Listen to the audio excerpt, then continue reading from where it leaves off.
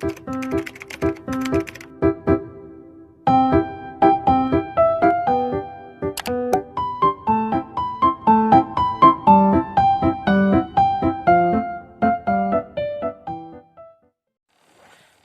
warahmatullahi wabarakatuh. Kami dari kelompok 3 akan mempresentasikan materi tentang linear programming metode simplex. Nah, sebelumnya perkenalkan terlebih dahulu.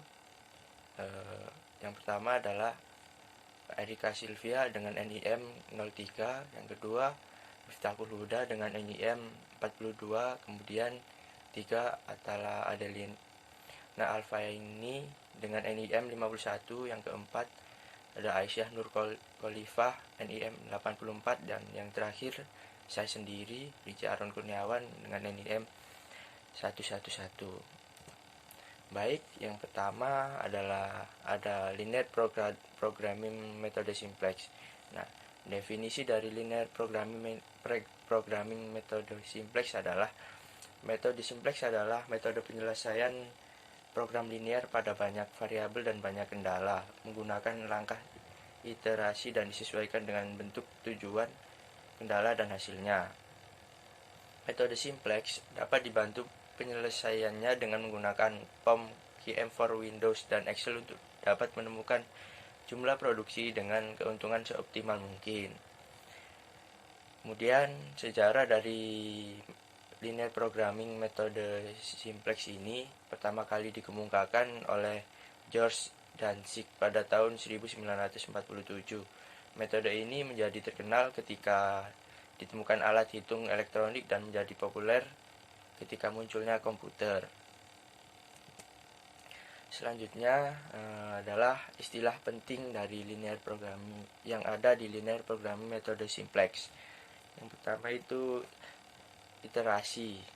Iterasi merupakan tahapan perhitungan di mana nilai dalam perhitungan itu tergantung dari nilai tabel sebelumnya. Kemudian variabel non-basis, variabel yang nilainya diatur menjadi 0 pada sembarang iterasi. Variabel basis, variabel yang nilainya bukan 0 pada sembarang iterasi. Kemudian solusi atau nilai kanan, NK, nilai sumber daya pembatas yang masih tersedia. Kemudian ada variabel slack, variabel yang ditambahkan ke model matematika kendala untuk mengkonversi pertidaksamaan kurang lebih sama dengan menjadi sama dengan. Variabel surplus, variabel yang dikurangkan dari model matematika untuk mengkonversikan pertidaksamaan lebih dari sama dengan menjadi persamaan sama dengan. Variabel buatan, variabel yang ditambahkan ke dalam model matematika kendala dengan bentuk kurang lebih sama dengan atau sama dengan untuk difungsikan sebagai variabel basis awal. Kolom pivot atau kolom kerja, kolom yang memuat variabel masuk. Baris pivot atau baris kerja, salah satu baris dari antara variabel baris yang membuat variabel keluar. Elemen pivot atau elemen kerja, elemen yang terletak pada perpotongan kolom dan baris pivot. Kemudian ada variabel masuk, variabel yang terpilih untuk menjadi variabel basis pada iterasi berikutnya. Kemudian ada variabel keluar. Nah, variabel keluar ini adalah variabel yang keluar dari variabel basis pada iterasi berikutnya dan digantikan dengan variabel masuk. Baik, terima kasih. Ini penjelasan materi dari saya. Selanjutnya akan dilanjutkan oleh rekan saya. Baik, Assalamualaikum warahmatullahi wabarakatuh. Selanjutnya yaitu perbedaan dengan metode lain. Apabila suatu masalah LP hanya terdiri dari dua variabel keputusan, maka dapat diselesaikan dengan metode grafik. Tetapi jika lebih dari dua variabel kegiatan, maka digunakan dengan menggunakan metode simplex. Metode simplex merupakan suatu cara untuk menentukan kombinasi optimal dari tiga variabel atau lebih. Berikut ketentuan cara penyelesaiannya. Nilai kanan fungsi tujuan harus 0. Yang kedua, nilai kanan fungsi kendala harus positif. Yang ketiga, fungsi kendala dengan tanda kurang lebih diubah sama dengan menandakan variabel slack. Fungsi kendala dengan tanda lebih dari diubah dengan bentuk kurang dari dengan cara dikalikan -1. Fungsi kendala dengan tanda sama dengan harus ditambah artificial variable. Selanjutnya yaitu langkah penyelesaian. 1. Merubah fungsi tujuan dan batas-batasan. 2. Menyusun persamaan-persamaan di dalam tabel. 3. Memilih kolom kunci. 4. Memilih baris kunci. 5. Merubah nilai-nilai baris kunci. 6. Merubah nilai-nilai selain pada baris kunci. 7. Melanjutkan perbaikan-perbaikan atau perubahan-perubahan. Assalamualaikum warahmatullahi wabarakatuh. Sebelumnya perkenalkan, nama saya Aisyah Nur Khalifah dengan NIM 84. Saya akan melanjutkan penjelasan dari teman saya. Di sini kami mengambil studi kasus optimalisasi keuntungan produk cake dengan menggunakan metode simplex. Keuntungan penjualan dari sebuah produk sendiri sangat ditentukan oleh kesesuaian varian yang diproduksi oleh suatu industri. Karena semakin tidak sesuai yang diproduksi, maka akan mengakibatkan kerugian dari penjualan produk yang diproduksi. Lalu jumlah yang tidak diprediksikan dan dianalisa nantinya akan menjadikan suatu produk berlebih dan menjadi produk yang sia-sia. Karena hal tersebut, penjualan tidak optimal sehingga menjadikan kerugian yang berarti dan keuntungan yang didapatkan belum sesuai dengan harapan yang telah ditentukan. Sehingga melalui metode simplex ini dapat mengetahui jumlah produk cake yang harus diproduksi sehingga mendapatkan keuntungan. Selain itu, sebagai bahan acuan dalam pengambilan manajerial dalam mengambil keputusan pada setiap produksinya. Selanjutnya terdapat dua fungsi yang digunakan, yaitu fungsi tujuan dan juga fungsi kendala. Dalam model matematikanya, huruf B melambangkan jenis bolu yang diproduksi, yang mana terdapat 10 jenis bolu sehingga total menjadi B10. Dan untuk M sendiri melambangkan bahan mentah yang digunakan dalam proses produksi bolu, terdapat 9 bahan mentah sehingga total M9. Nah, untuk fungsi tujuannya sendiri diketahui F sama dengan B1 plus B2 plus B3 sampai dengan B10. Karena total jenis bolu yang diproduksinya sebanyak 10 jenis sehingga sampai pada B10.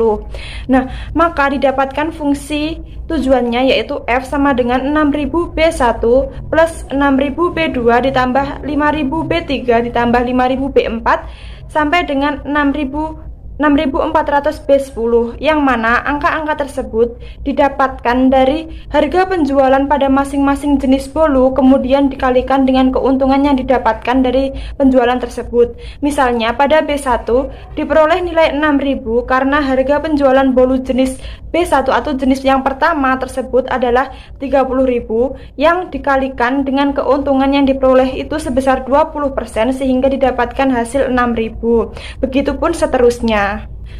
Lalu untuk fungsi kendalanya sendiri terdapat 9 fungsi karena dalam fungsi tersebut dihitung pada masing-masing bahan mentah yang digunakan dan berjumlah 9 sehingga fungsinya B1 plus B2 plus B3 plus B4 plus B5 sampai dengan B10 lebih kecil sama dengan dari jumlah persediaan bahan. Misalkan pada fungsi yang pertama untuk bahan mentah terigu diperoleh fungsi 0,15 B1 ditambah 0,13 B2 ditambah 0,13 B3 ditambah 0,13 B4 ditambah 0,13 B5 ditambah 0,13 B6 ditambah 0,07 B7 ditambah 0,13 B8 ditambah 0,13 B9 dan ditambah 0,18 B10 lebih kecil sama dengan 15. Nah, untuk 0,15 sendiri pada B1 didapatkan dari berdasarkan jenis bolu yang pertama atau B1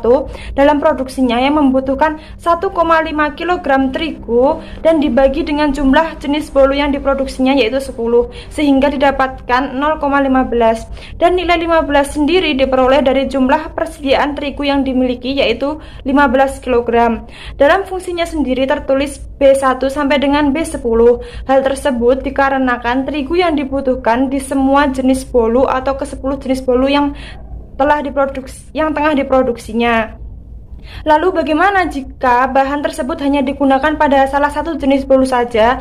Maka seperti pada fungsi ke-7, 8, dan 9, misalnya pada fungsi ke-7, yang mana dengan rumus 18B1 lebih kecil sama dengan 200. Nah, nilai 18 sendiri didapatkan dari kebutuhan bahan sebanyak 180 mg dan dibagi dengan 10, maka hasilnya 18. Nah, dalam fungsi tersebut hanya sampai pada B1 saja dikarenakan kebutuhan bahan tersebut hanya diperlukan pada produksi jenis bolu yang pertama atau B1. Untuk selanjutnya saya akan menjelaskan tentang tabel simplex. Dalam tabel simplex terdapat jenis bahan yang diberi pengkodean M1, M2 sampai dengan M9. Dan juga terdapat jenis produksi yang diberi pengkodean B1, B2, B3 sampai dengan B10, dan juga terdapat persediaan dalam tabel simplex untuk nilai seperti 0,15, 0,13, 0,13 dan juga seterusnya sampai dengan B10 di dalam M1 ini merupakan penggunaan tepung terigu dalam setiap pembuatan brownies, dan untuk M2 merupakan penggunaan gula pasir dalam setiap pembuatan brownies. Begitu juga seterusnya tergantung dengan jenis bahan yang telah tertera. Dan juga untuk persediaan itu juga telah dicantumkan dalam studi kasus. Untuk selanjutnya yakni hasil dari simplex. Hasil dari simplex ini seperti fungsi tujuan dan juga fungsi kendala merupakan model matematika, akan tetapi bentuknya dirubah menjadi model simplex, sehingga dalam terakhir ditambah menjadi OS1, OS2 sampai OS10. Begitu juga dengan fungsi kendala, di belakangnya ditambahkan OS1, OS2 sampai dengan OS10 di setiap fungsi-fungsinya. Assalamualaikum warahmatullahi wabarakatuh. Saya Atala Deliana Alfaini dengan NDM 51. Di sini saya akan melanjutkan penjelasan mengenai optimalisasi keuntungan product check dengan metode simplex. Jadi setelah mengikuti langkah-langkah sebelumnya, yaitu mulai dari penentuan fungsi tujuan, fungsi kendala, dari model matematika hingga ke hasil dari tabel simplex, selanjutnya adalah hasil iterasi maksimum yang didapat dari metode simplex. Nah, seperti pada tabel tertera bahwa dari B1 sampai B10 hingga M1 sampai M9 ini tidak memiliki nilai negatif. Jadi setelah meliputi 4 kali iterasi, didapatkan bahwa nilai yang ada pada tabel sudah optimum. Jadi tidak perlu dilakukan iterasi kembali. Iterasi di sini sudah dijelaskan di awal bahwa artinya tahapan perhitungan di mana nilai dalam perhitungan itu tergantung dari nilai tabel sebelumnya. Nah, sehingga dalam melakukan operasi perhitungan dalam program linear dengan metode simplex, kita harus paham betul mengenai istilah-istilah penting yang digunakan, yaitu pada RHS. RHS ini adalah nilai dari ruas kanan. Didapatkan bahwa terdapat 15, 20, dan seterusnya sampai angka 1 yang merupakan nilai dari ruas kanan masing-masing M. Nah, kemudian untuk B1 sendiri memiliki nilai solution atau nilai akhir 0, B2 0, B3 0, B4 0, dan B5 0, B6 90, B7 10, B8 0, B9 0, dan B10 10. Kemudian untuk total akhir dari RHS yaitu 712.000. Nah, dari sini dapat diinterpretasikan bahwa B6 yang merupakan bentuk dari produksi bolu marmer dengan jumlah 90 buah. Kemudian untuk B7 sebagai bentuk dari produksi bolu Surabaya memiliki jumlah 10 buah. Dan untuk B10 sebagai bentuk dari produksi bolu lapis legit memiliki jumlah 10. Kemudian untuk jumlah keuntungan maksimum yang didapat yaitu sebesar Rp712.000.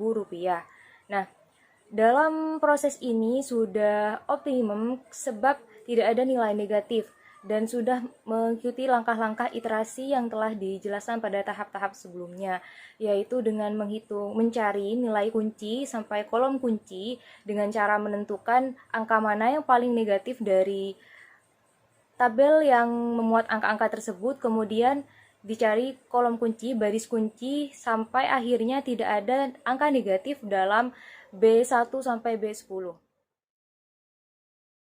Sehingga dapat ditarik kesimpulan bahwa tanda pertidaksamaan yang digunakan dalam model ini kurang dari sama dengan menunjukkan bahwa hal itu keterbatasan atau suatu batas kemampuan dari produksi cake. Nah, untuk bentuk model matematika yang terbentuk diperoleh dari produksi per hari yang memiliki banyak awal ataupun bahan dasar yang berbeda, sehingga persediaan yang berbeda setiap harinya itu menjadi model matematika yang digunakan sebagai fungsi tujuan. Kemudian untuk total fungsi kendala terdapat 9 dan hasil optimum keuntungan yang diperoleh dengan menggunakan metode simplex yaitu Rp714.000 dan produksi yang menjadikan keuntungan maksimum yaitu produksi bolu mermer 90 buah, bolu Surabaya 10 buah, dan bolu lapis legit 10 buah. Artinya bahwa produksi di tempat UKM tersebut lebih ditingkatkan pada 3 produk ini dan tidak mengabaikan produk-produk yang lain walaupun tidak memiliki angka produksi yang banyak, serta memperhatikan juga hasil penjualan dari masing-masing produk untuk memadukan prediksi penjualan dengan dipadukan dengan produksi yang dihasilkan. Sekian penjelasan mengenai metode simplex dengan studi kasus dari kelompok 3, kurang lebihnya kami mohon maaf. Wassalamualaikum warahmatullahi wabarakatuh.